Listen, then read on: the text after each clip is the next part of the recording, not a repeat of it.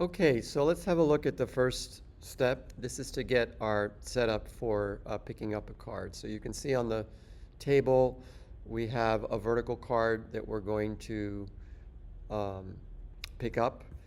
And we're bringing that in as something that we've modeled already as a solid in Rhino. We're breaking down the faces of the card, and then we have to select the top edge so that we can find that edge and get the plane from it. So if we preview the plane here, uh, we see that it's the top of the card. So there's some simple procedures here to do that. Here we're deconstructing the solid. This list item is selecting which side of the card you want for the edge.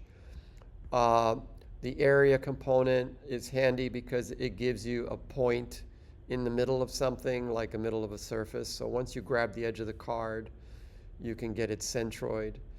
Evaluate surface is a great component because it gives you the z direction or normal on the edge of that face. So if you recall, one of the things we need to do is to match the z direction for the robot to approach. We may need to generate that plane in such a way that the z direction is facing away from the card. So plane normal is a component that allows you to bring in the point that's the origin of the plane, and then you're able from evaluate surface, which evaluate surface basically is what it's doing is finding that center point and then giving you the z value. So we're able to get the z value from the normal of that edge. So we reorient the plane, and then this is just an empty container to to use for that plane. A lot of times you'll simulate the robot movement and you'll find that the plane is flipped. So the robot starts to move under the table. And of course we don't want that to happen. So you'll find these reorient plane tools everywhere.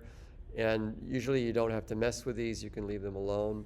I also have the ability to rotate the gripper if necessary. So what we do there is we take the plane that we have on top of the card and we deconstruct it into its origin and each of its axes.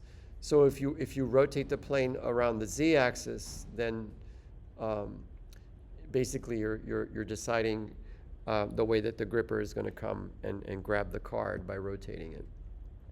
That is very helpful if you find that the gripper is starting to like twist around and do a lot of rotation. You can kind of untwist it with these.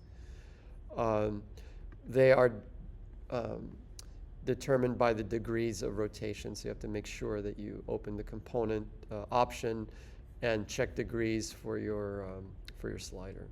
So that is basically how we generate a pickup location by having a physical object that you've modeled in Rhino, and then grabbing the edge of that object, the correct edge, generating the point, and then finally creating the plane on the edge of that object.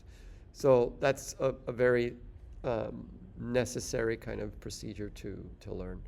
Okay, so the next video will show us how we're setting up the gripper open and close to go and begin the pickup cycle for this.